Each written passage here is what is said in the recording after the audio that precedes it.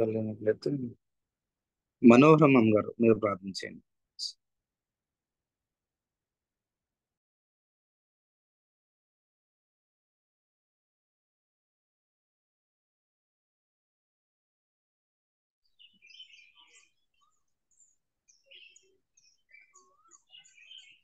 మనోరమం గారు అమ్మగారు మీరు సిద్ధంగా ఉన్నట్లయితే వాక్యం గారు ప్రార్థన చేయవలసిన కోరుచున్నాం.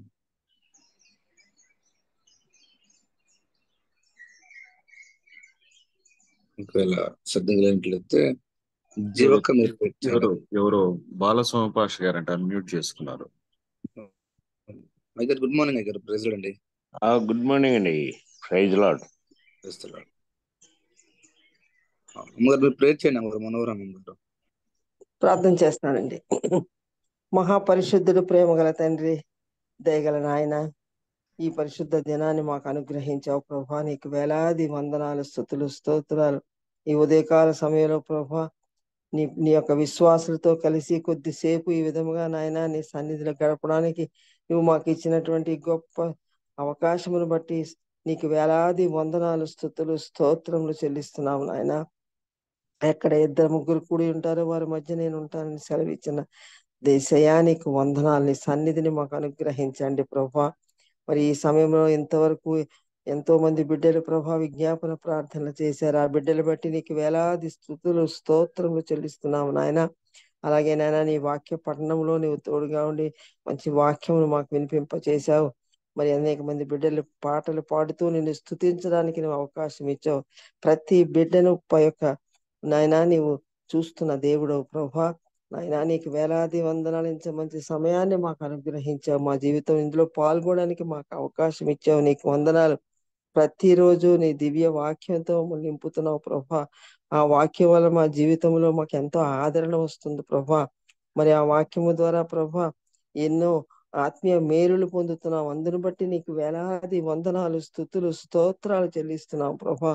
మరి ఒక దినాన్ని మా జీవితంలో అనుగ్రహించి నీ వాక్యం మాకు వినిపింప చేస్తున్నావు. నీకు వందనములు. ఈ దినము వాక్యము చెప్పబోతున్నటువంటి బిడ్డను ప్రభాను ఆత్మతో నింపండి. ఆత్మాభిషేకం అనుగ్రహించండి ప్రభా. ఆ బిడ్డ నోటి ద్వారా నాయన నీ బంగారు వాక్యము మేము విని దాన్ని అర్థం చేసుకునే జ్ఞానం మాకు అనుగ్రహించండి. మా జ్ఞానము చాలదు ప్రభా. నీ ఆత్మ, నీ బలము ఉంటేనే దాన్ని మేము అర్థం చేసుకుని దాన్ని గ్రహించి మా యొక్క హృదయాల్లో దాన్ని భద్రము చేసుకుని దాని ప్రకారము జీవించగలిగినటువంటి జ్ఞానాన్ని ప్రతి ఒక్కరికి అనుగ్రహించండి. ఈ లోకములో నీ మమ్మల్ని ఏర్పాటు చేసుకున్నావు ప్రభా. ఈ నాయన వాక్యము ద్వారా బలపడి అనేక మందికి నీ యొక్క మార్గాన్ని చూపించేటువంటి జ్ఞానాన్ని మాకు అనుగ్రహించండి. వారితో ఎలాగ మాట్లాడాలో మాకు జ్ఞానం అనుగ్రహించి మమ్మల్ని నాయనా నీ సాక్షులుగా వాడుకోనమని చేరిన ప్రతి ఒక్క బిడ్డనే ఆశీర్వదించండి. నీ చిత్తమైతే ఇంకా అనేక మంది బిడ్డలు చేరి ఈ వాక్యాన్ని విని మేలు పొందేటువంటి భాగ్యం అనుగ్రహించమని ఈ ప్రార్థనని సన్నిధానంలో చేర్చుకొని మన ప్రభు యేసునామం పేరట వేడుకొంచున్నాను తండ్రి. ఆమేన్. ఆమేన్. హల్లెలూయా. Praise the Lord. దేవుని నామమునకు మహిమ కలుగుగాక. చేరవచ్చిన మీ అందరికి వందనాలండి. Praise the Lord. స్వరూపన్న ప్లీజ్. కూడి వచ్చిన పరిశుద్ధులందరికీ దేవుని నామంలో వందనాలండి. దేవుడు తన మహాకృపను బట్టి మనందరం సజీవ లెక్కలో ఉంచి దేవుని నామాన్ని ధ్యానించడానికి, మహిమపరచడానికి, గణపరచడానికి ఇచ్చిన గొప్ప అవకాశాన్ని బట్టి దేవునికి వందనాలండి. ఈరోజు మనకు వాక్యాన్ని అందించడానికి సిస్టర్ ఝాన్సీ సిస్టర్ గారు సిద్ధంగా ఉన్నారండి. సిస్టర్ గారు మన అందరికీ సుపరిచితులేనండి. కొత్త వారి కోసం, సభా మర్యాద కోసం చిరు పరిచయం. సిస్టర్ గారిని పరిచయం చేయడం గౌరవంగా భావిస్తా ఉన్నాం. సహోదరి ఝాన్సీ గారు మరియు వారి ప్రియమైన భర్త బ్రదర్ జి కోటేశ్వరరావు గారు హైదరాబాద్కు చెందిన వారండి. కోటేశ్వరరావు గారు సీనియర్ అకౌంట్ మేనేజర్ గా పనిచేస్తా ఉన్నారు. క్యాథలిక్ నేపథ్యం నుండి వచ్చినటువంటి ఝాన్సీ గారు 8వ తరగతిలో ఉన్నప్పుడు యేసయ్యను సొంత రక్షకునిగా అంగీకరించారు. అప్పటి నుండి వారు ప్రభువునకు బలమైన సాక్షిగా జీవిస్తా ఉన్నారు. యూనివర్సిటీ స్టడీస్ తర్వాత ప్రభువుని మరింత ప్రభావితంగా సేవించుటకు గాను ఝాన్సీ గారు థియాలజీని అభ్యసించారు. సిస్టర్ గారు మరియు కోటేశ్వరరావు గారులకు 2 అందమైన పిల్లలు, శ్రీనిధి మరియు శ్రీకాంత్. సిస్టర్ గారిని, సిస్టర్ గారి కుటుంబాన్ని దేవుడు ఆశీర్వదించిన విధానాన్ని బట్టి దేవునికి వందనాలండి. వెల్కమ్ టు సిస్టర్ గారు ప్లీజ్. థ్యాంక్ యూ అండి. Praise the Lord brother. అందరికీ వందనాలండి. మరి ఈ అవకాశం ఇచ్చిన బాబీ గారికి, కోర్ కమిటీ సభ్యులకు అందరికీ వందనాలు తెలియజేస్తున్నాను. మనం వాక్యంలోనికి వెళ్ళిపోదామండి. మత్తయి సువార్త 13వ అధ్యాయము. మత్తయి సువార్త 13వ అధ్యాయము మొదటి వచనం నుండి 9వ వచనం వరకు దయచేసి ఎవరైనా తీస్తే చదవండి.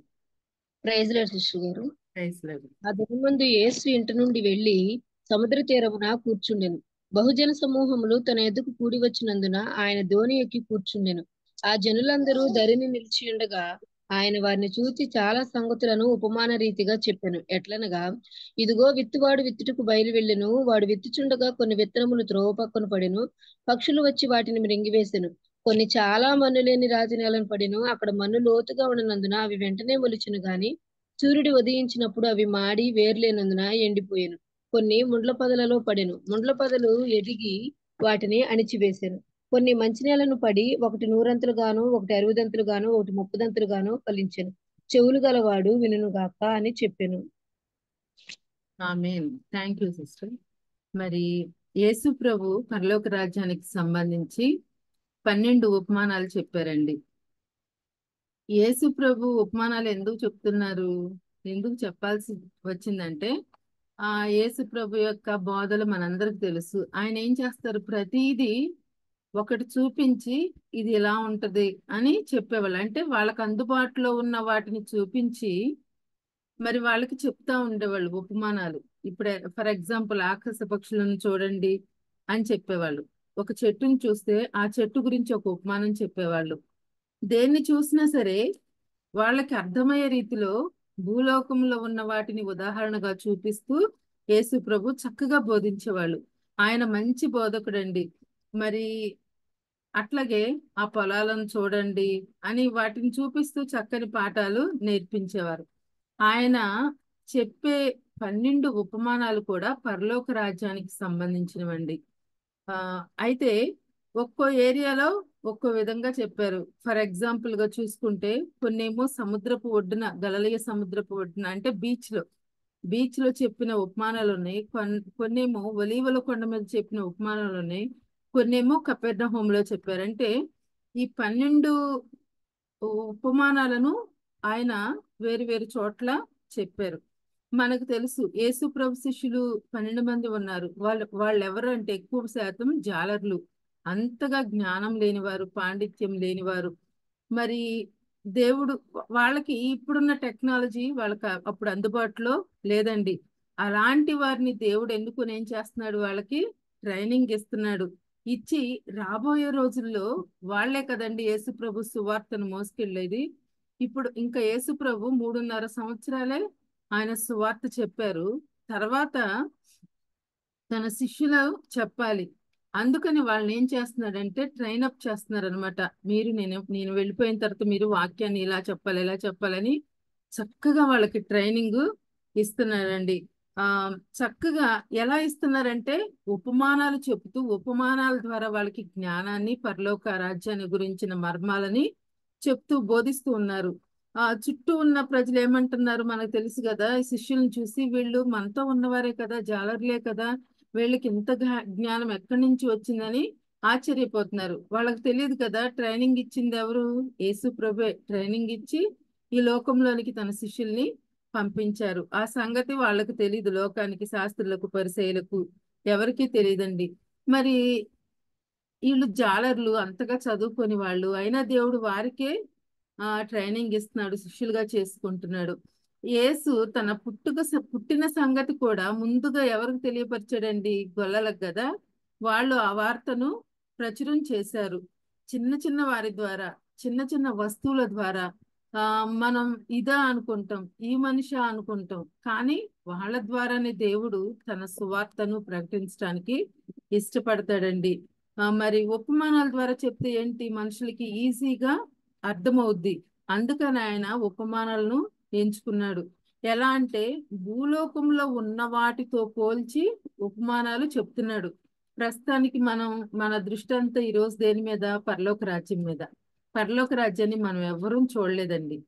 కానీ యేసు ప్రభు చెప్తేనే మనకు తెలిసింది పరలోక రాజ్యం ఇలా ఉంటది, అలా ఉంటదని యేసు ప్రభు చెప్పారు. తన భక్తులు అక్కడక్కడ చక్కగా కొన్ని వచనాల ద్వారా చెప్పారు. అంటే భూలోకంలో ఉన్న వాటితో పోల్చి ఇలా ఉంటది అని చెప్తున్నాడు.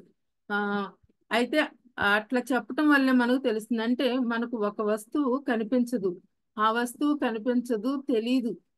దాని గురించి చెప్పాలంటే ఇంకో అలాంటి వస్తువును పోలిన ఇంకో దాన్ని తీసుకొచ్చి ఇలా ఉంటది అది అని చెప్పటానికి ఉపమానాన్ని ఎంచుకుంటారు. అంటే చూపించడానికి, ఆ వస్తువును చూపించడానికి బదులుగా చెప్పేదాన్ని, పోల్చి చెప్పేదాన్ని ఉపమానము అంటారండి. మరి దేని గురించి ప్రభు మరి మీకు చెప్పాలనుకున్నాడో, నీకు తెలిసిన వస్తువులను చూసి ఇలా ఉంటదని చెప్పటానికే ఆ ఉపమానాలను ఎన్నుకున్నాడండి. మీకు అర్థమైందే అనుకుంటున్నాను. యేసు ప్రభు యొక్క ఉద్దేశం ఏంటంటే ఎలాగైనా సరే మనలను ఆయన తన రాజ్యానికి చేర్చుకోవాలన్నదే ఆయన అభిష్టం అండి. ఇప్పుడు మనం ఎక్కడున్నాం? భూలోకంలో ఉన్నాం. మనం ఎక్కడికి చేరుకోవాలి? పరలోకం చేరుకోవాలి. ఇప్పుడు భూమి మీద ఉన్నాం. ఇలాగే భూమి మీదే ఉంటామండి. చాలా సంవత్సరాలు మనమే ఉండం కదా. మనకి దేవుడిచ్చిన ఆయుష్ కాలం వరకే మనం ఉంటాము. 139వ కీర్తనలో దావీదు ఏమంటాడు? నా దినములన్నీ నీవు లెక్కించినావు. మనం పుట్టక ముందే మన date of birth, date of death కూడా దేవునికి నా దినములన్నీ నీ గ్రంథములో లిఖితములాయను అంటాడు. అంటే మనం ఎప్పుడు చనిపోతామో కూడా దేవునికి తెలుసు. ఎవరు కూడా ఈ భూమి మీద అలాగే ఉండరు. టైం వచ్చినప్పుడు మనందరము చనిపోవలసిందే. మరి పౌలు గారు ఏమంటారు? మన పౌరస్థితి ఈ లోకంలో కాదు, పరలోకంలో ఉందంటాడు. మనము ఈ భూలోకంలో బ్రతికినంత కాలము ఆయన యందు భయభక్తులు కలిగి జీవించాలని సొలొమోను చెప్తాడు. అంటే ఏంటంటే మన గురి ఏంటంటే, మన గురి గమ్యం పరలోక రాజ్యమై ఉండాలి. నేను ఇక్కడ కన్ను మూస్తే అక్కడ తెరవాలి. అది మన ఎయిమ్. అయితే పరలోకమును గూర్చిన 12 ఉపమానాలలో విత్తువాని ఉపమానం ఒకటండి. మనం ఎన్నో సార్లు దీన్ని చదివాము. ఎంతో మంది పాస్టర్ గారు చెప్తుంటే మనం సంఘాల్లో విన్నాము. మరి ఎన్నిసార్లు చెప్పిన వాక్యం బోరు కొట్టదు కదండి. ఎప్పుడూ కూడా అది నూతనంగానే ఉంటుంది. ఒక్కొక్కరి ద్వారా దేవుడు ఒక్కో రకంగా మాట్లాడతాడు. అది ఎప్పుడు కూడా ఎప్పుడు చదివినా సరే మనం అయ్యో ఈ వచనాన్ని మిస్ అయిపోయామే అనుకుంటాం కొన్ని సార్లు. అంటే అది ఎప్పుడు నూతనంగానే ఉంటది. దినదినము క్రొత్తగా అనిపిస్తుంది మనకి దేవుని వాక్యం చదివితే. మరి యేసు ప్రభువే ఉపమానం చెప్పారు. ఉపమానంలో ఉన్న భావం కూడా ఆయన చెప్పారండి. మనం కొద్దిగా బైబిల్ స్టడీ లాగా చదివితే, లోతుల్లోకి వెళితే మనకు పరలోక ఆత్మీయ మర్మం తెలుస్తుందండి. మరి ఒకసారి మన గ్రూప్ లోనే బ్రదర్ ఓబులేష్ గారు వాక్యం చెప్పారండి. ఆయన ఏమన్నారంటే విలువైనవి ఎప్పుడు లోతుల్లోనే ఉంటాయి అంటండి. అంటే ఆయన బంగారం గురించి, వజ్రాల గురించి, వీటి గురించి చెప్తూ ఆ మాట వాడారు. విలువైనవి ఎప్పుడు కూడా లోతుల్లోనే ఉంటాయి. అందుకనే ప్రసంగిలో సొలొమోను రాస్తాడు 7:24లో సత్యం అనేదంట దూరంగా ఉంటుందంట, బహు లోతుగా ఉంటుందంట. మనం ఏం చేయాలి? ఆ సత్యాన్ని, ఆ లోతుల్లో ఉన్నదాన్ని, దూరంగా ఉన్నదాన్ని మనం బైబిల్ స్టడీ ద్వారా మనం చక్కగా గ్రహించాలి. మనసు పెట్టి చదివితే దేవుడు మనకే చక్కని ఆలోచనలు ఇస్తాడండి. మరి వాక్యాన్ని ఎప్పుడు అర్థసహితంగా చదవాలండి. ఒక 10 రోజు 10 అధ్యాయాలు చదివేస్తున్నాం అనుకుంటాం కాదు. అది చదివింది మన బుర్రకు ఎక్కుతుందా లేదా, దానిలో ఉన్న భావాన్ని మనం గ్రహిస్తున్నామా లేదా అన్న ఉద్దేశంతో మన వాక్యాన్ని ఇప్పుడు కూడా చదవాలి. యేసు ప్రభు చక్కని బోధకుడు అండి. శిష్యులు కూడా యేసు ప్రభు వాక్యం చెప్తుంటే వాళ్ళు చక్కగా వింటున్నారు. వారు కూడా మంచి బోధకులుగా తయారయ్యారు. ఫర్ ఎగ్జాంపుల్ మనకి పేతురు తెలుసు. పేతురు ఒక జాలరి, అంతగా జ్ఞానం లేనివాడు. అయినా సరే ఆయన వాక్యం చెప్తుంటే అపోస్తల కార్యంలో ఉంటది 3,000 మంది అంట రక్షణ పొందారంటండి అప్పటికప్పుడే. అంటే ఆ మెసేజ్ ఎంత పవర్ఫుల్ గా ఉందో మనం ఒకసారి అర్థం చేసుకోవచ్చు. ఆయన వాక్యం చెప్తుంటే అందరూ అంట హృదయాల్లో పొడవబడ్డారంటండి. అంటే ఒక గుణపంతో పొడిసినట్టే ఉంది. వాక్యం అంత సూటిగా ఉందన్నమాట. ఈ జ్ఞానం అంతా ఎక్కడి నుంచి వచ్చింది? ఆయన బోధించే విధానం ఎక్కడి నుంచి వచ్చిందంటే యేసు ప్రభు వాళ్ళని ట్రైనప్ చేశారు. వాళ్ళకి ట్రైనింగ్ ఇచ్చి లోకంలోనికి పంపించారండి. మీరు పరలోక రాజ్యాన్ని గురించి ఇలా చెప్పాలి, అలా చెప్పాలని చక్కగా వాక్యాన్ని బోధించి పంపించారు. మరి అందుకని యేసు ప్రభు మంచి బోధకుడు, శిష్యులు కూడా మంచి బోధకులుగా తయారయ్యారు. మరి వాళ్ళందరూ చక్కగా వింటున్నారండి. పేతురు మిగతా శిష్యులు కూడా చక్కగా వింటున్నారు. మరి ఇప్పుడు మనం ఎలా ఉన్నాం? విన్నంతసేపు వింటాం. తర్వాత ఏం చెప్పారంటే మనం ఏం చేస్తాం? ఏదో చెప్పారనుకుంటాం. చెప్పబడిన వాక్యాన్ని 1-2 రోజులు గుర్తుపెట్టుకుంటాం. తర్వాత మళ్ళా మర్చిపోతాం. ఒక జాలరి అయిన పేతురే అంత చక్కగా వాక్యాన్ని బోధిస్తే మనం టెక్నాలజీ యుగంలో ఉన్నామండి. మరి మనం ఎంత చక్కగా వాక్యాన్ని నేర్చుకోవాలి, ఇతరులకు సువార్తను ప్రకటించాలో అది మన విజ్ఞతకే మనం వదిలేస్తున్నాం. అంటే మనల్ని మనం ఒకసారి ఈ పాయింట్ లో చెక్ చేసుకుందాం. పేతురు అంత చక్కగా సువార్త చెప్పాడు. మరి నేను ఎంత చదువుకున్నాను, ఇంత వాక్యాలు నాకు తెలుసు, నేను సువార్త చేస్తున్నానా అని మనల్ని మనం సెల్ఫ్ గా ఒక్కొక్కరు స్వపరీక్ష చేసుకుందామండి. మరి పరలోక రాజ్యములు ఈ ఉపమానాల ద్వారా, పరలోక రాజ్య మర్మాలు ఈ 12 ఉపమానాల ద్వారా దేవుడు చెప్పాడండి. మరి ఈ గలిలయ సముద్రం దగ్గర చెప్పిన ఉపమానాలు ఏంటంటే, విత్తువ అనే ఉపమానం ఒకటి, గోధుమల గురుగలు, ఆవగింజ, పులిసిన పిండి. మరి ఇవన్నీ మనకు తెలుసు కదండి. మత్తయి సువార్త 13వ అధ్యాయము 1వ వచనం నుండి 35వ వచనం వరకు ఈ ఉపమానాలు, ఈ 4 ఉపమానాలు ఉంటాయండి. మరి సముద్ర తీరం అంటే శిష్యులతో పాటు, శిష్యులు ఒక్కళ్ళే ఉంటారు కదండి. బీచ్ అంటే బీచ్కి వెళ్తే ఎంతో మంది జనాలు ఉంటారు. ఆ కాలంలో కూడా మరి శిష్యులతో పాటు అనేక మంది జనసమూహం కూడా అక్కడ ఉండవచ్చు. విత్తనాలు, గోధుమలు, గురుగులు, ఆవగింజ, పులిసిన పిండి అంటే ఇవి తెలియని వాళ్ళు ఎవరు ఉంటారు కదండి. అందరికీ వీటి గురించి తెలుసు. అందుకని దేవుడు ఎప్పుడు కూడా తెలిసిన వాటితోనే తెలియని దాని గురించి చక్కగా వాళ్ళకి బోధించేవారు. యేసు ప్రభు మరి ఎంత చక్కగా తెలిసిన అదే చెప్తున్నారండి, వాళ్ళకి ఎక్స్ప్లెయిన్ చేస్తున్నాడు. ఈ ఉపమానం చెప్పడానికి ఈ రోజు నేను ఇష్టపడుతున్నానండి. అంటే ఈ విత్తు అనే ఉపమానం గురించి చాలా మంది జనాలు మరి ఆ ఉపమానాన్ని విన్నారండి. సముద్రపు ఒడ్డును కూర్చుండి ప్రభు చెబుతూ ఉంటే మరి చక్కగా విన్నారు ప్రజలందరూ శిష్యులతో పాటు. విత్తనాన్ని కనుక మనం చూస్తే ఎలా ఉంటుందండి? అందరికి విత్తనాలు తెలుసు కదా, ఏ విత్తనమైనా సరే చాలా గట్టిగా ఉంటది.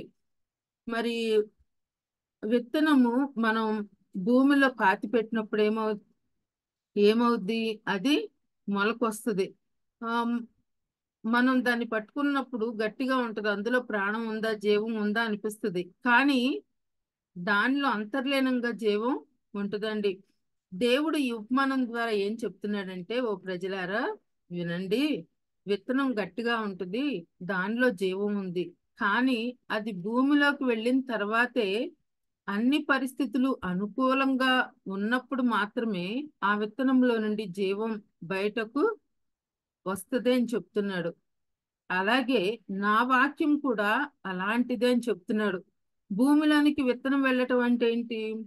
మరి ఈ వాక్యాన్ని నీ హృదయంలోనికి విత్తటం అని దేవుని యొక్క ఉద్దేశం.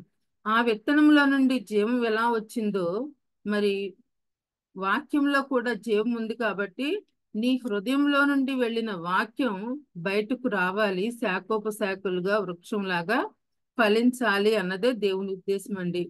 మరి ఈ 4 ఉపమానాలు ఎక్కడ చెప్పారంటే గలిలయ సముద్ర తీరాన బీచ్ లో చెప్పారు. తర్వాత 12 ఉపమానాలండి మొత్తం. 12 ఉపమానాల్లో ఇవన్నీ కూడా మత్తయి సువార్త 13వ అధ్యాయంలో ఉంటాయండి. 50 వచనాల వరకు ఆ అధ్యాయం అంతా చూస్తే దాచబడిన ధనము, అది ఇశ్రాయేలీయుల గురించి చెప్పబడిన ఉపమానం అనమాట. అమూల్య ముత్యము, అది సంఘాన్ని గురించి చెప్పాడు. చేపలు పట్టే వల, సువార్త గురించి చెప్పబడింది. కరుణ చూపని తోటి దాసుడు, ఇది కపెర్నహూములో చెప్పాడండి. ద్రాక్ష తోట పనివారు, యోదయ ప్రాంతంలో అయినా ఆ ఉపమానాన్ని చెప్పారు. మరి పెండ్లి విందు మనకు తెలుసు, అదంతా యెరూషలేం దేవాలయంలో నుండి చెప్పారా అది. తర్వాత ఒలీవల కొండ మీద ఉండి 2 ఉపమానాలు చెప్పారండి. ఒకటి ఏంటంటే 10 మంది కన్యకలు, అది మనకు తెలుసు కదా. అట్లాగే తలాంతుల గురించి, ఇది కూడా మనందరికి తెలుసు. ఈ 12 ఉపమానాలు చక్కగా చెప్పారు. ఇవన్నీ కూడా పరలోకానికి సంబంధించిన మర్మములండి. మర్మం అంటే ఏంటి? అదేదో రహస్యమని కాదు, అది దేవునికి సంబంధించినది, పరిశుద్ధమైనది. ఈ మర్మాలన్నీ దేవుడు మరి పరలోక రాజ్య మర్మాలను మనకి బోధించాడు. ఈ రోజు మనం విత్తువాని ఉపమానం గురించి తెలుసుకుందామండి. మరి ఈ ఉపమానం సముద్రపు ఒడ్డున ఉండి యేసు ప్రభు తన శిష్యులకు చెప్తున్నారు. ఈ ఉపమానం ఇప్పుడు చెప్పబడినది దీప్తి సిస్టర్ చదివారు కదా, 1వ వచనం నుండి 9వ వచనం వరకు 9 వచనాలలో ఈ ఉపమానం చెప్పబడిందండి. మరి ఎవరితో చెప్పాడు? శిష్యులతో చెప్పారు. శిష్యులతో పాటు ఇంకా బహుజన సమూహములు అక్కడ ఉన్నారు. యేసు ప్రభు ఎక్కడికి వెళ్ళినా ఆయన వెంట పెద్ద గుంపు ఉండేదండి. ఆ గుంపులో చాలా మంది ఉండేది. సామాన్యులు ఉండేవాళ్ళు, పరిసయ్యులు ఉండేవాళ్ళు, శాస్త్రులు, సద్దుకాయలు, మరి కొంతమంది ధర్మశాస్త్రోపదేశకులు కూడా ఉండేవాళ్ళు. ఎందుకంటే ఏ తప్పు పట్టుకుందామని వాళ్ళు ఉండేవాళ్ళు. సామాన్య ప్రజలేమో దేవుని మాటలు వినటానికి ఉండేవాళ్ళు. కొంతమంది రోగంతో ఉండేవాళ్ళు. అనేక మంది జనాలు ఆయన వెంబడిస్తూ ఎప్పుడు కూడా ఉండేవాళ్ళండి.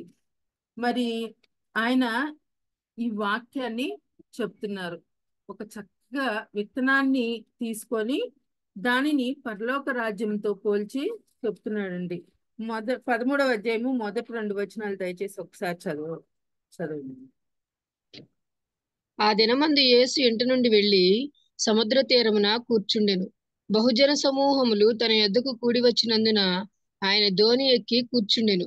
ఆ జనులందరూ దరిని నిలిచి ఉండగా అంటే బహుజన సమూహములు ఆయన దగ్గర కూర్చున్నారండి. ఆయన చక్కగా వారికి బోధిస్తున్నారు. మరి మనకి అంటే క్రైస్తవులుగా అయిన దగ్గర నుంచి ఈ ఉపమానం మనం వింటూనే ఉన్నామండి. ఈ ఉపమానం తెలియని వాళ్ళు ఎవ్వరూ కూడా లేరు. అయితే కొన్నేమో ఎక్కడ పడినాయి అంట, విత్తేవాడు విత్తటానికి వెళ్ళాడు. ఆయన చక్కగానే విత్తుతున్నాడు, విత్తే అతను. అయితే కొన్ని ఎక్కడ పడ్డాయి? ప్రక్కన పడ్డాయి అంట. మరి పొలానికి మధ్యలో ఏముంటదండి? గట్టు ఉంటది కదా. అవేంటి? మనుషులు నడిసి ఏమవుతుంది? ఆ నేల గట్టిగా అయిపోద్ది. ఆ పక్కన పడ్డ విత్తనాలు ఏం చేస్తాయి? ఆకాశ పక్షులు వచ్చి వాటిని తినేస్తాయి. అవి అంత గట్టిగా ఉన్న నేలలో విత్తనం కూడా మొలవదండి, దానికి జీవం రాదు. విత్తేవాడు ఎప్పుడైతే మరి విత్తనాలు జల్లుకుంటూ వెళ్తున్నాడో 4 రకాలైన చోట్ల ఈ విత్తనాలు పడుతున్నాయండి. కొన్నేమో పక్కన పడుతున్నాయి. అక్కడ పడ్డ విత్తనాలను ఏం చేస్తున్నాయి? ఆకాశ పక్షులు తీసుకుని వెళ్ళిపోతున్నాయి. కొన్నేమో రాతి నేల మీద పడుతున్నాయి. మరి అక్కడ మన్ను ఎక్కువగా లేదండి. పైన కొద్దిగా మన్ను ఉంది, కిందంతా రాయి ఉంది. మరి అందుకనే కొద్దిగా గింజ వస్తుంది, మొలకొస్తుంది, కానీ వేరు కూడా కొద్దిగా వస్తుంది, కానీ కింద రాయి ఉంది కాబట్టి అది పెరగలేకపోతుంది అనమాట. ఆగిపోతుంది. వెంటనే మొలుస్తుంది, కానీ సూర్యుడు ఉదయించగానే వేరు లేనందున మాడిపోతుంది. ఎందుకంటే వేరు లోతుగా వెళ్ళటం లేదండి. వేరు వచ్చింది కానీ లోతు అన్నది లేదు. సూర్యుడు వచ్చి ఉదయించాడు, ఆ వేడిమికి ఆ గింజ మాడిపోతుంది అనమాట. ఇక మూడోది ఏంటి? కొన్ని ముండ్ల పొదల్లో పండి అంట. ముండ్ల పొదలు ఏమవుతున్నాయి? ఎదిగి వాటిని అణచివేస్తున్నాయండి. ఇక 4వది ఏంటంటే మంచి నేల. ఫస్ట్ది ఏమిటంటే త్రోవ పక్కన నేల, 2వది రాతి నేల, 3వది ముండ్ల పొదల నేల, 4వది మంచి నేల. మరి మంచి నేలను పడిన విత్తనాలు ఎట్లా ఉన్నాయండి? ఒకటేమో 100% ఫలం వచ్చిందంట, ఇంకోటేమో 60%, ఒకటి 30%. ఇట్లా ఫలాలని ఇచ్చినాయండి.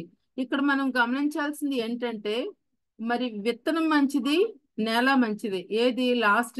లాస్ట్ మంచి నేలను పడిన విత్తనము మంచిదే, నేల మంచిదే.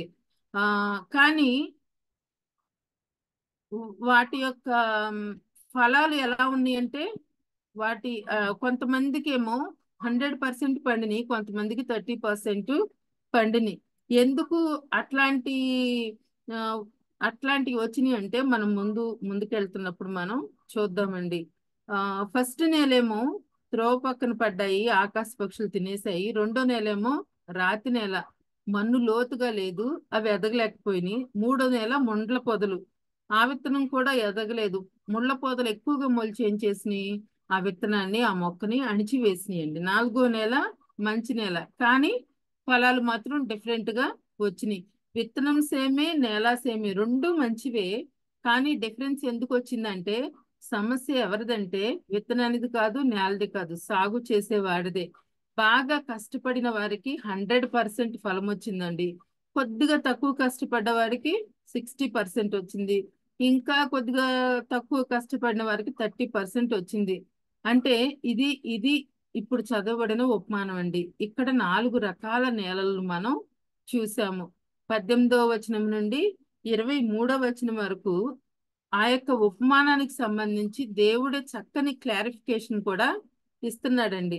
త్రోవన ప్రక్కన పడ్డవారు ఎవరంటే వాక్యాన్ని వింటారు కానీ గ్రహించరండి. ఆ మన సంఘాల్లో చూస్తే ఈ ఈ బ్యాచ్ ఎక్కువ ఉంటారు కదండి.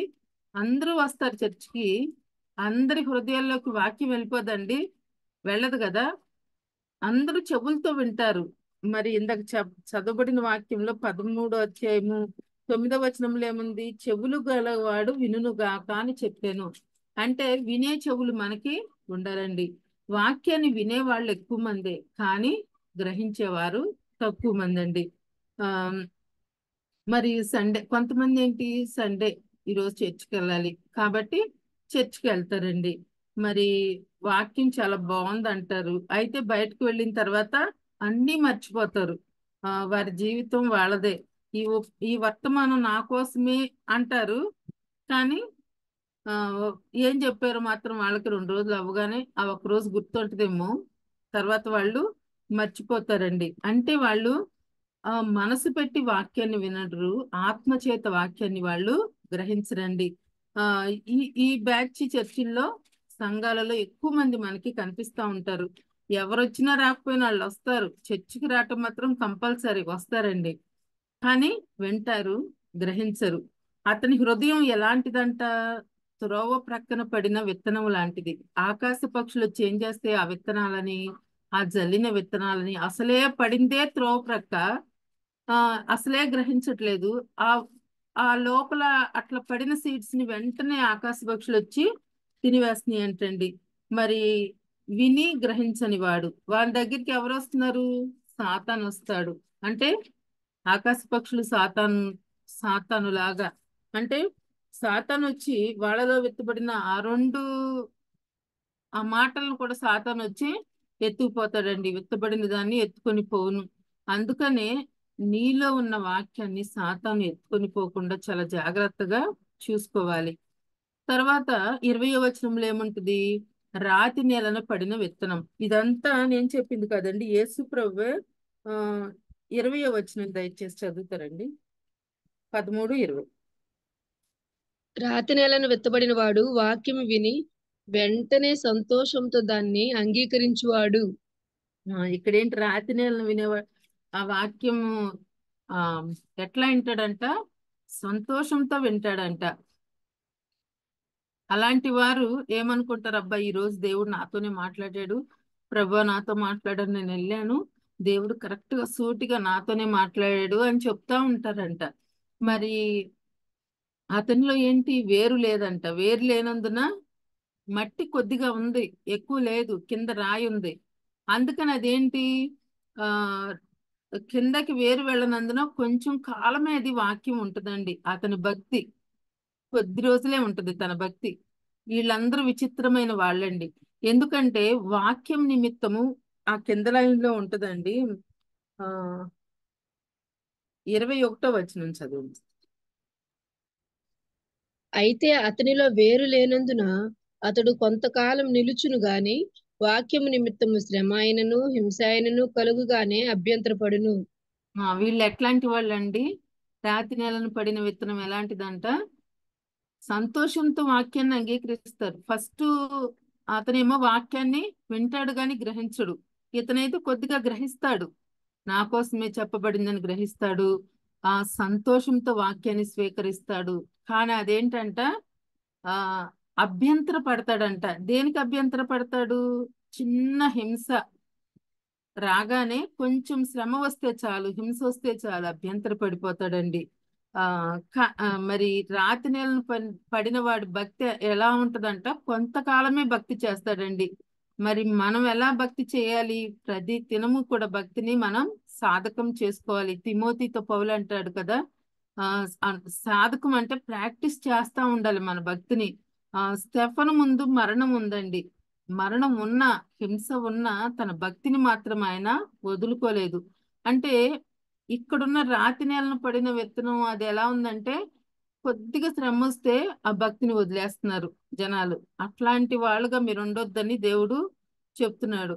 మరి దానియేలు ఎదురుగా సింహం ఉంది, మనకు తెలుసు. శద్రకు మేషకు అబేద్నెగో అగ్నిలో ఉన్నారు. గొప్ప హింస, ఎదురుగా మరణమే వీళ్ళకైతే. అయినా సరే వాళ్ళు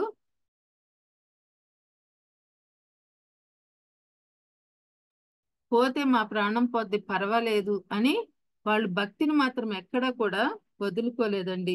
ఆ మనకు తెలుసు యెహోవాకు విరోధంగా ఇంత పాపం, ఇంత దుష్కార్యం నేను చేయను, పాపం కట్టుకోను అంటాడు యోసేపు. అంటే హింస కలుగుతుంది, ఆ హింస నిమిత్తం ఆయన జైలు కన్నా వెళ్ళాడు, కానీ తన భక్తిని వదులుకోలేదు.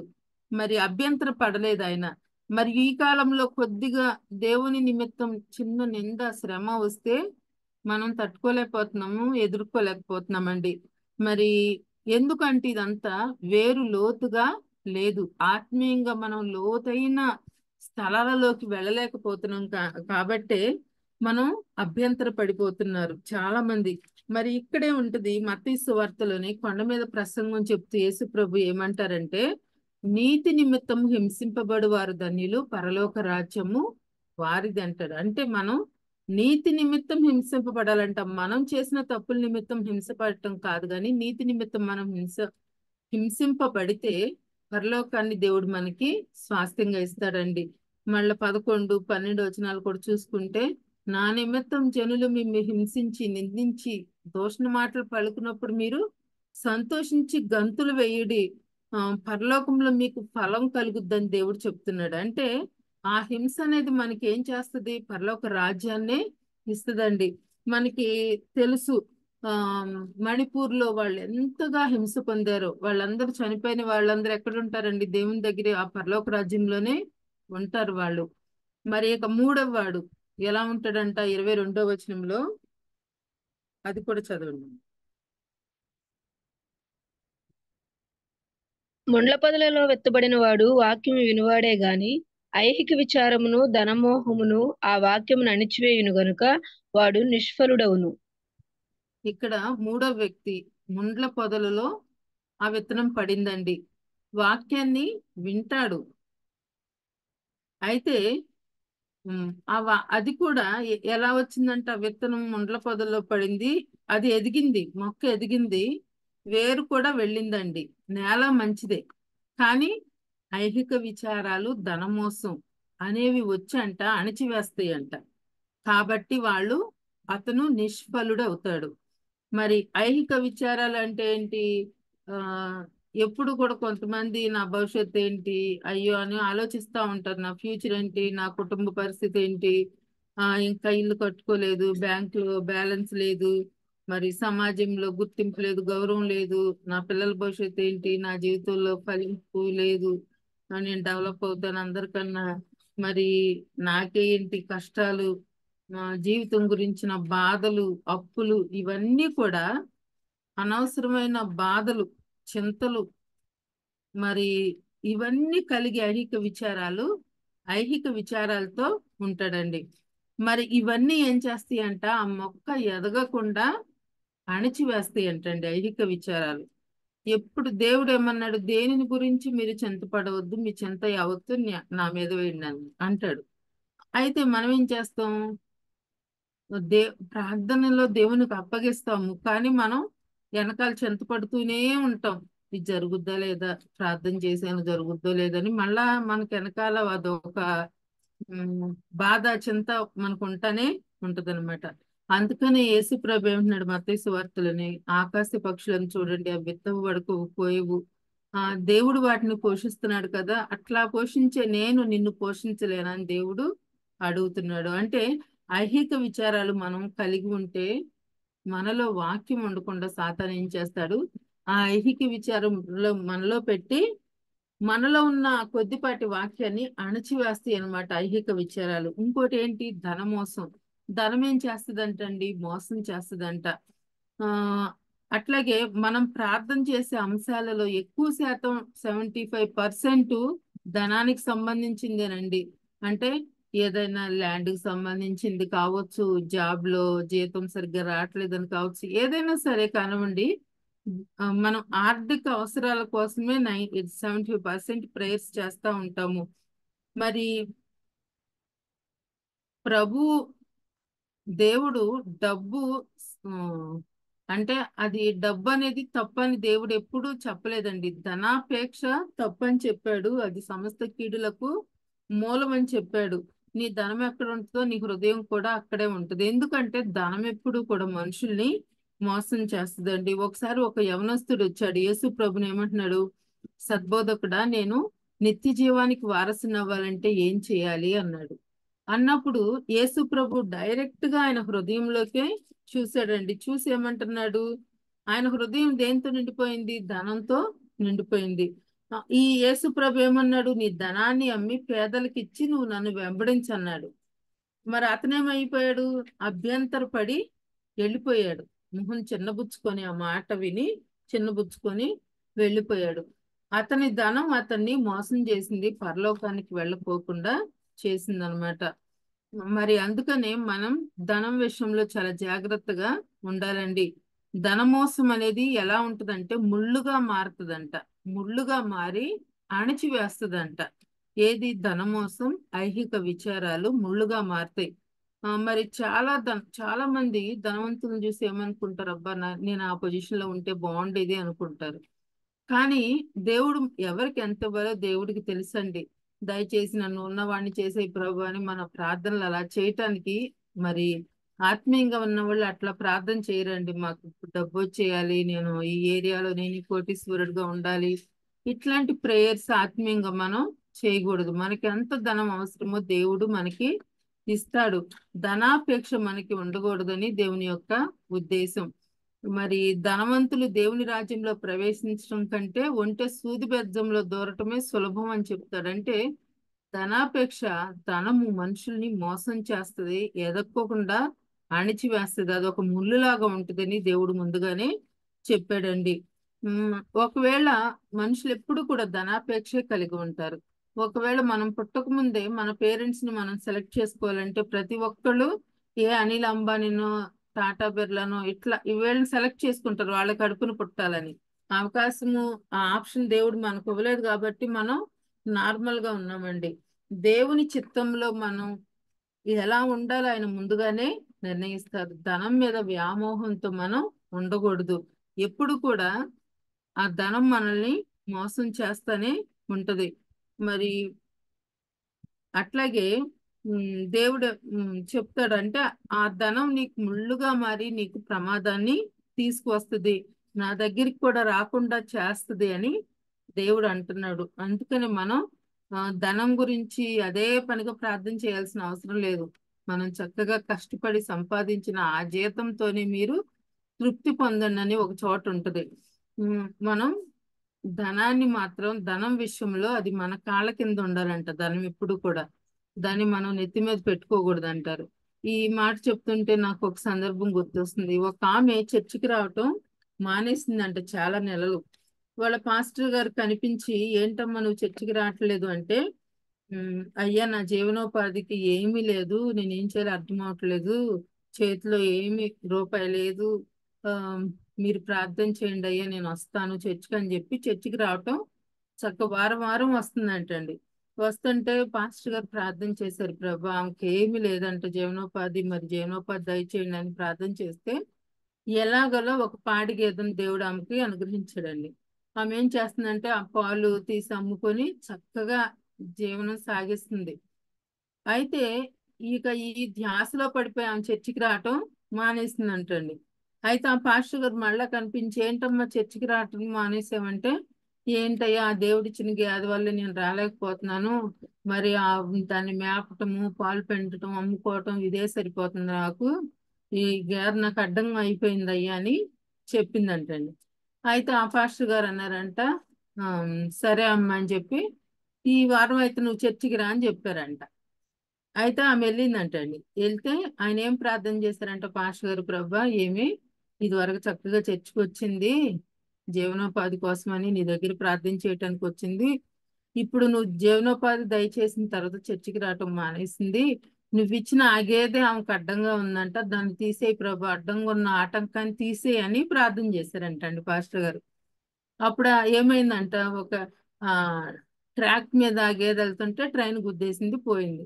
ఇక లబో దిబోం అంటూ మళ్ళా చర్చికి రావటం మొదలు పెట్టింది అంటుంది.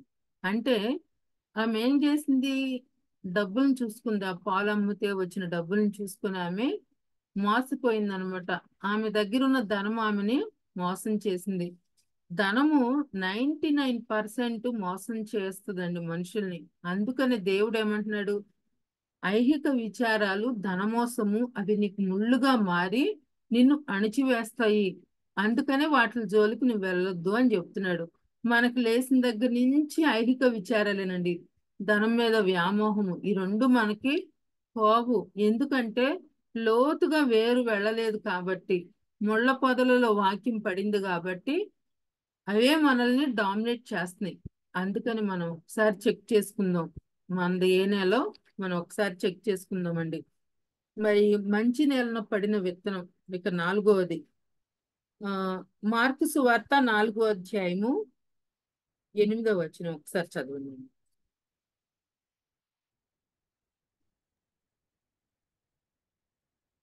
కొన్ని మంచి నేలను పడెను, అవి మొలిచి పెరిగి పైరై 30దంతులుగాను 60దంతులుగాను 100దంతులుగాను ఫలించెను. అది మంచి నేలను పడిని అంటండి. మంచి నేలను పడేం చేసినాయి, 30దంతులుగా 60దంతులుగా 100అంతులుగా ఫలాన్ని అనుగ్రహించినాయి. అట్టివాడు ఎలా అవుతాడంట, సఫలుడవుతాడు. మరి వాక్యాన్ని విని గ్రహిస్తున్నాడు, చక్కగా అనుసరిస్తున్నాడు, అతను సఫలుడవుతున్నాడు. విత్తువాడేమో విత్తటానికి బయటికి మరి బయలుదేరాడు, చక్కగా అన్ని విత్తనాలు విత్తాడు. ఏది విత్తుమాని ఉపమానంలో మంచి నేలను పడిన విత్తనం గురించండి. మరి యేసు ప్రభు కన్నా ముందే పరలోక రాజ్యం గురించి బాప్తిస్మిచ్చి యోహాన్ చెప్పాడండి. పరలోక రాజ్యం సమీపించింది, మారు మనసు పొందండి అని చెప్పి చెప్పారు. ఆయన చనిపోయిన తర్వాత యేసు ప్రభు కూడా అదే వాక్యంతో బయటకు వచ్చాడండి. అదే బాటలో బయలుదేరాడు, పరలోక రాజ్యం సమీపించింది, మారు మనసు పొందండి అని.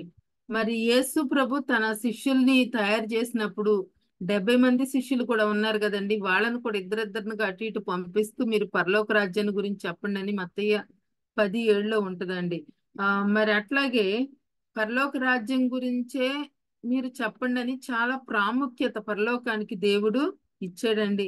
మరి యేసు ప్రభు మరణించి చనిపోయి తిరిగి లేచిన తర్వాత కూడా ఆయన ఏం చెప్తున్నారు, ఆయన ఇచ్చిన ఆజ్ఞ ఏంటంటే సమస్త జనులను నాకు శిష్యులనుగా చేయుడి, నేను మీకు ఏ ఏ సంగతులను బోధించానో ఆ సంగతులను వాళ్ళకి బోధిస్తూ వాళ్ళని శిష్యులుగా చేయమని చెప్పాడండి. విన్నా వినకపోయినా మనం సువార్త అన్నది చెయ్యాలండి, అది దేవుడిచ్చిన ఆజ్ఞ. అందరికీ, సేవకులకే కాదు విశ్వాసులకు కూడా ఇచ్చిన ఆజ్ఞ అండి. మరి విత్తనం అంటే మనం ఏమని చూసుకున్నాం, దేవుని వాక్యంతో దాన్ని పోల్చారు. విత్తనంలో మరి విత్తనంతో దేవుని వాక్యాన్ని ఎందుకు పోల్చాడంటే, విత్తనం చూడటానికి గట్టిగా ఉంటుంది, దానిలో జీవం ఉంది. మరి అది భూమిలో విత్తబడినప్పుడు మాత్రమే దానికి జీవం వస్తుంది. వాక్యం కూడా మన హృదయంలోకి నాటబడినప్పుడే మనలో జీవం వస్తుందండి. దేవుని వాక్యము మరి సజీవమై బలము గలదై ఉంటుందని హెబ్రీ 4:12 ఉంటుందండి. దేవుని వాక్యము జీవవాక్యం అని 1 యోహాను 1:1 ఉంటుంది. ఆయన నామమందే జీవం ఉందంట. పేతురు అంటాడు, ప్రభువా మేము ఎవరి యొద్దకు పోతాం, నువ్వే నిత్య జీవపు మాటలు గలవాడు అంటాడు. అంటే దేవుని వాక్యంలో జీవం ఉంది. మంచి నేలను పడిన ఆ విత్తనంలో ఏముందండి, జీవం ఉంది, అది చక్కగా ఫలించింది. విత్తనంలో జీవం ఉంది, వాక్యంలో కూడా జీవం ఉంది. మనం ఏ విత్తనం విత్తుతామో అదే మొక్క వస్తుందండి. మామిడి చెట్టు మామిడి విత్తనం నాటితే వేరే మొక్క రాదు.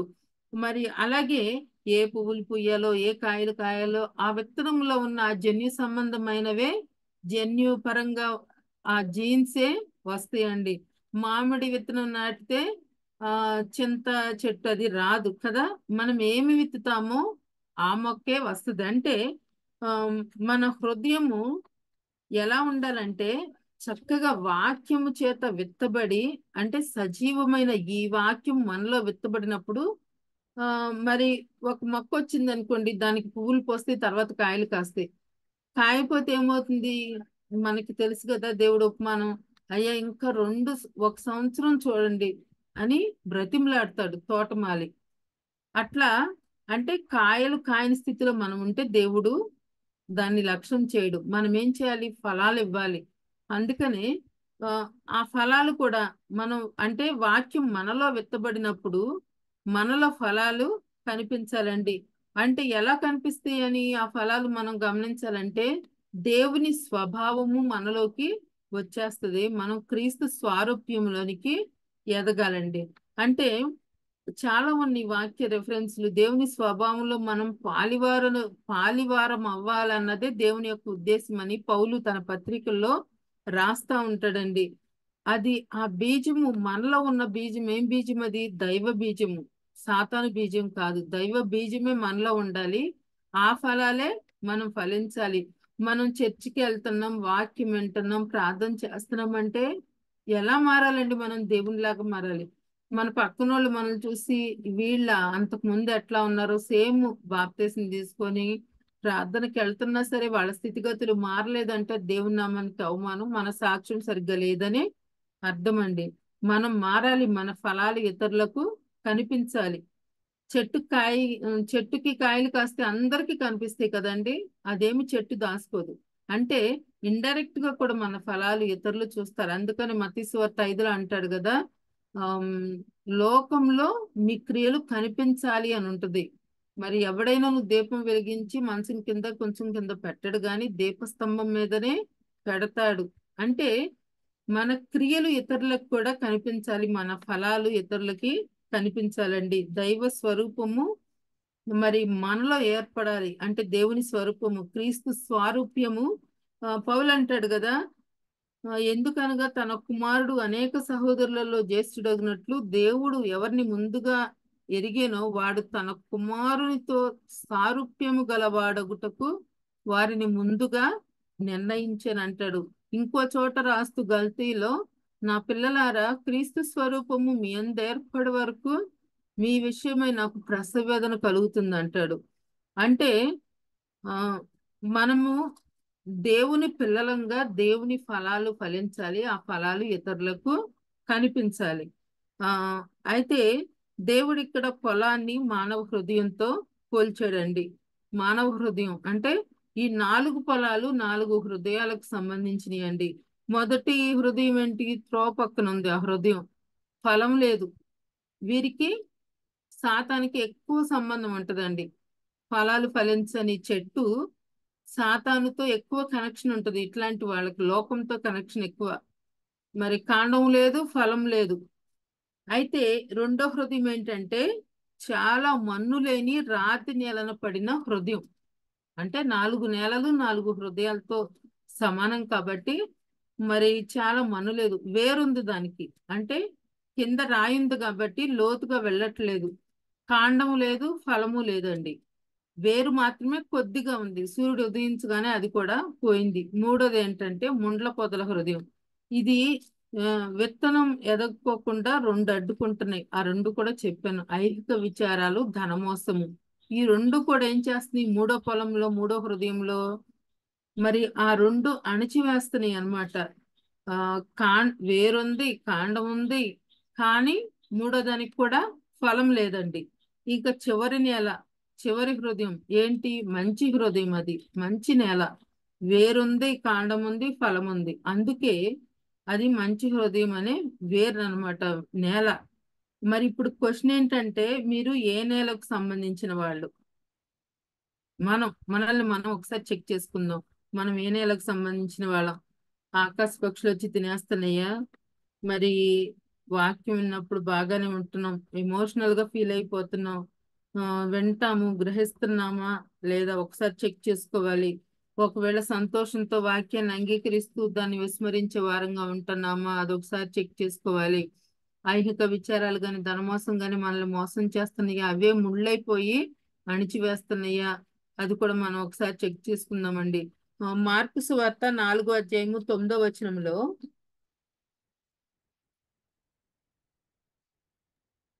వినుటకు చెవులు గలవాడు వినుగాక అని చెప్పెను. మార్కు సువార్త 4:9.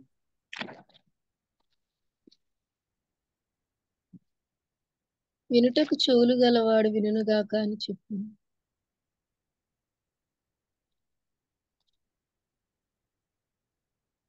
ఆ, 19.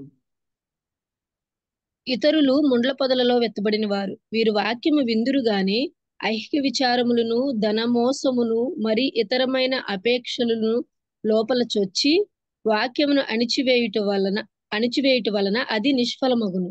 ఇక్కడ ఏంటండి ఆ ముండ్ల పొదలు ఏంటంట? ఆ, లోపలికి చొచ్చి వాక్యమును అణిచివేస్తాయి అంటండి. అంటే లోపలికి వచ్చేస్తాయి, మనలోకి వచ్చేస్తాయి ఆ ఐహిక విచారములు, ధనమోసము. అవేం చేస్తాయి? ఎదుగుతాయి అంట. మళ్ళా ఇంకో చోట ఉంటది. అంటే ఈ సందర్భాలు 3 చోట్ల ముగ్గురు సువార్తికులు రాశారు.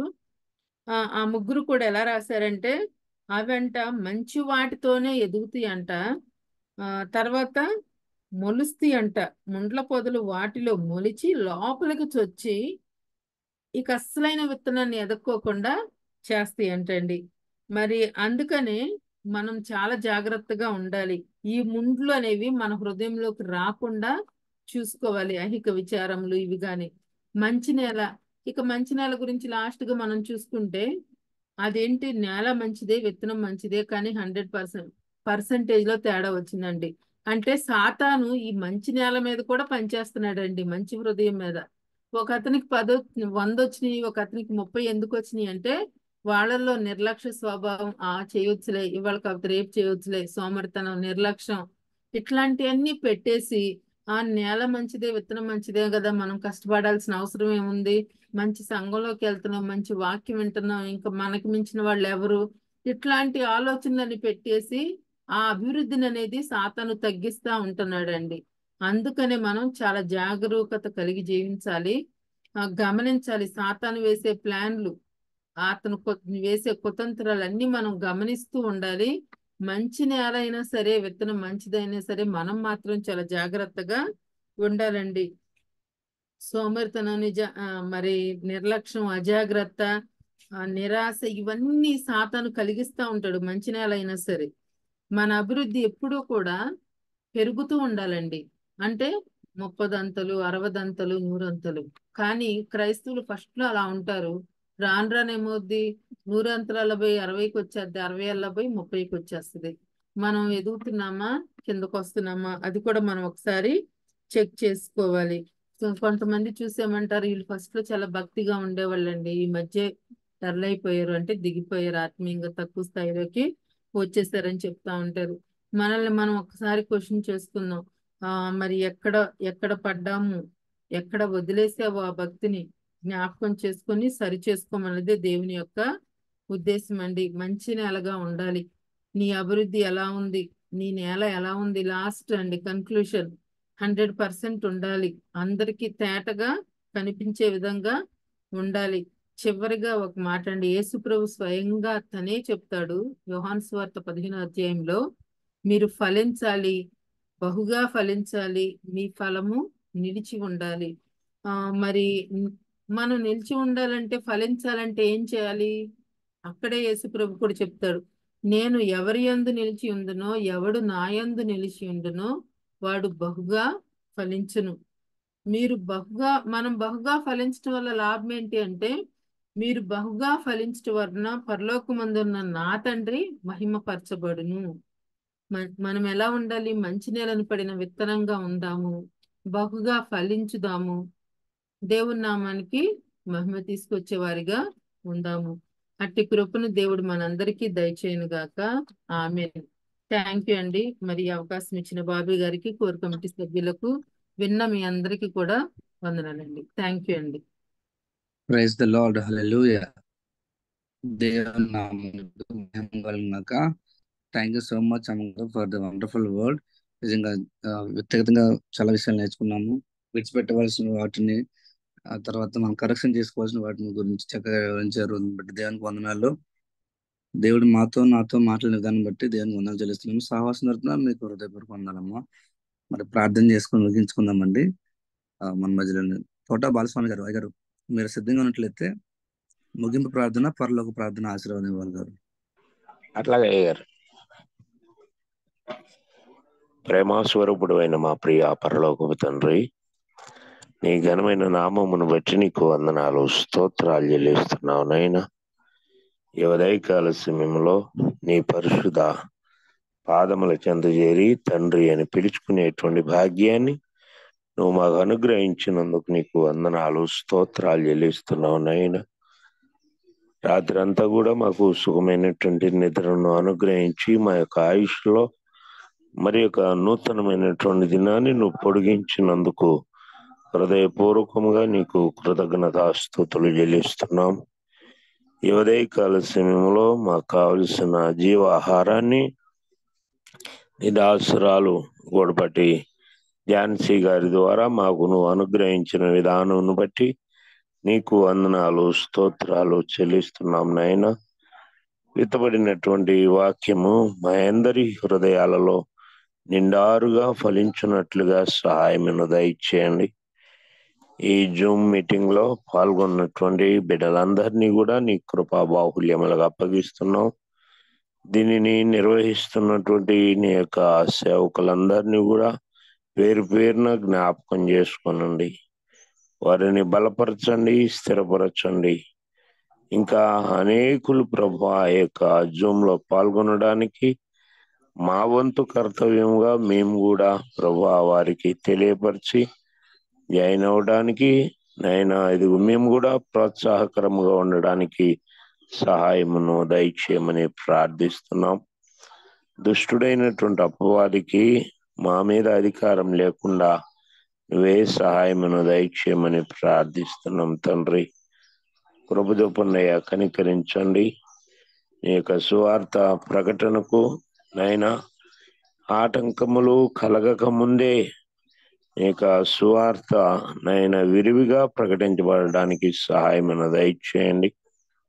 అనుకూలముగా ప్రభువానైనా సమయం ఉన్నప్పుడు మేము బద్ధకస్తులముగా ఉండకుండా అయా అనేక రాజ్య సువార్త విరివిగా ప్రకటించినట్లు మమ్మల్ని అందరినీ కూడా బలపరిచి స్థిరపరచమని కూడా ప్రార్థిస్తున్నాం తండ్రి. అయా కృప చూపండి. సర్వత్రా వ్యాపించి ఉన్న నీ సంఘ బిడ్డలందరినీ కూడా నువ్వే జ్ఞాపకం చేసుకోమని ప్రార్థిస్తున్నాం. ప్రతి ఒక్కరిని కూడా నువ్వు బలపరచండి, స్థిరపరచండి. అశాశ్వతమైనటువంటి లోకం వైపు మేము చూడకుండా అబ్రహాము ఆనాడు ఎలాగైతే పునాదులు కలిగిన పట్టణం వైపు తేరి చూచాడో అలాంటి మనో నేత్రములను మాకు నువ్వు అనుగ్రహించమని ప్రార్థిస్తున్నాం.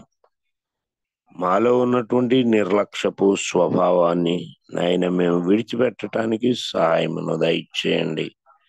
మంచి నేలను పడిన విత్తనమును పోలిన వారముగా మేముండి అనేకులను ప్రభువా నీ వైపుకు ఆకర్షించేటువంటి సాధనములుగా ఉండడానికి నువ్వే మాకు సహాయమును దయచేయమని కూడా ప్రార్థిస్తున్నాం. అయా కృప చూపండి, కనికరించండి. నైనా మా నుండి ప్రార్థన సహాయము కోరిన ప్రతి ఒక్క బిడ్డను కూడా పేరు పేరున నువ్వే జ్ఞాపకం చేసుకునండి. అయా మేమందరం కూడా సుఖముగా సౌఖ్యముగా జీవించాలి అంటే మా పైన నువ్వు ఉంచినటువంటి నాయన నాయకులను, అధికారులను, మరి ముఖ్యంగా ప్రజలందరి కొరకు కూడా నాయన ప్రార్థన విజ్ఞాపనలు చేయమని సెలవిచ్చినటువంటి దేవుడు నీవు గనుక నిరంతరము కూడా నైనా ఇదిగో మేము ప్రార్థన చేస్తూ ఉండేటువంటి బిడ్డలముగా ఉండడానికి సహాయమును దయచేయండి. సంఘము నీది గనుక ప్రభువా నైనా నీ విలువైనటువంటి రక్తముతో నైనా నువ్వు సంఘమును నైనా నువ్వు ఏర్పాటు చేసుకున్నావు కనుక జగత్తుకు పునాది వేయబడక మునుపు క్రీస్తు యేసులో ఎందనైతే నువ్వు ఏర్పాటు చేసుకున్నావో వారందరినీ కూడా నువ్వు జ్ఞాపకం చేసుకోమని ప్రార్థిస్తున్నాం. నైనా నీ వైపుకు నువ్వే ఆకర్షించుకోమని ప్రార్థిస్తున్నాం. ఎత్తబడినటువంటి నీ మాటలు మరొక్కసారి మా అందరి హృదయాలలో నిండారుగా ఫలించినట్లుగా సహాయమును దయచేయండి. అయా ఝాన్సీ గారి కుటుంబాన్ని నువ్వే నయన జ్ఞాపకం చేసుకునండి. నీ కృపలో ఎత్తిపట్టండి, బలపరచండి, స్థిరపరచండి. ఈ యొక్క కోర్ కమిటీ సభ్యులందరినీ కూడా ప్రత్యేకముగా నువ్వు దర్శించండి. ఇంకా నైనా నీ యొక్క సేవా పరిచర్య కార్యక్రమాలు ఇంకా విరివిగా చేపట్టడానికి కూడా సహాయమును దయచేయమని కూడా ప్రార్థిస్తున్నాం తండ్రి. కృపను అనుగ్రహించండి అయ్యా, నీకు వందనాలు స్తోత్రాలు చెల్లిస్తున్నాం. అయానైనా నీ యొక్క సువార్తకు ఆటంకములు కలుగుచూ ఉన్నటువంటి ఆయా నైనా ప్రాంతాలలో నీ యొక్క రాజ్య సువార్త ఇంకా విరివిగా ప్రకటించబడటానికి అనుకూలమైనటువంటి వాతావరణము నువ్వు అనుగ్రహించమని ప్రార్థిస్తున్నాం.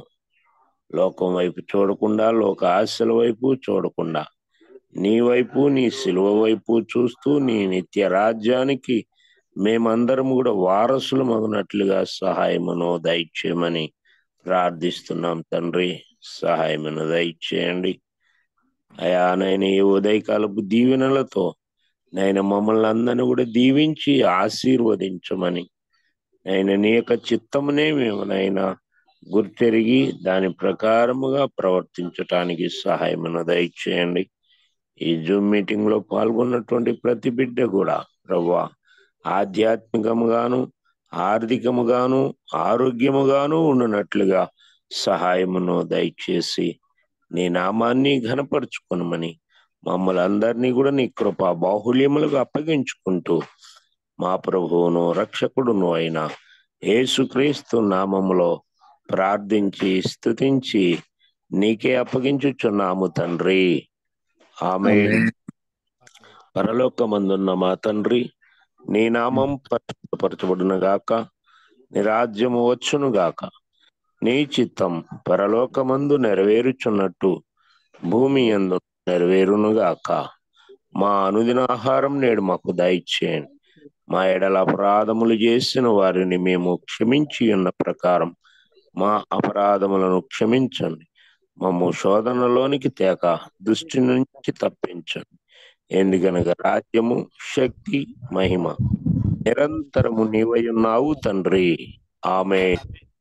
మన తండ్రి అయిన దేవుని ప్రేమ, కుమారుడైన యేసుక్రీస్తు వారి కృప, పరిశుద్ధాత్మ యొక్క నిత్య సహవాసము, సన్నిధి, కాపుదల ఈ జూమ్ మీటింగ్ లో పాల్గొన్నటువంటి ప్రతి ఒక్కరికి, సర్వత్రా వ్యాపించబడి ఉన్నటువంటి సంఘ సభ్యులందరికీ సదా తోడై నడిపించును గాక.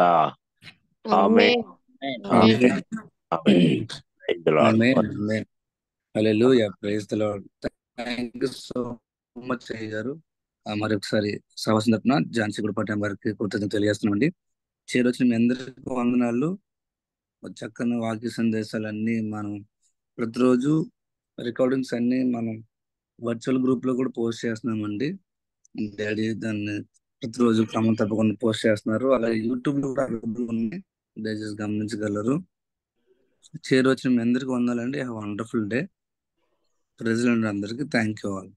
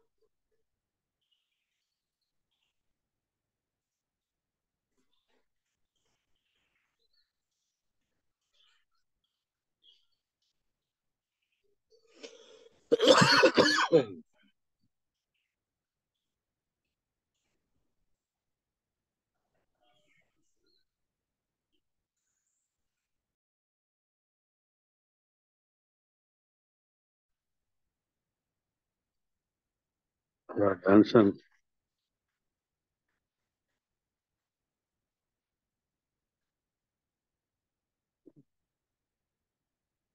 కట్ చేయండి, ఇది జూమ్ ఆపేసేయండి.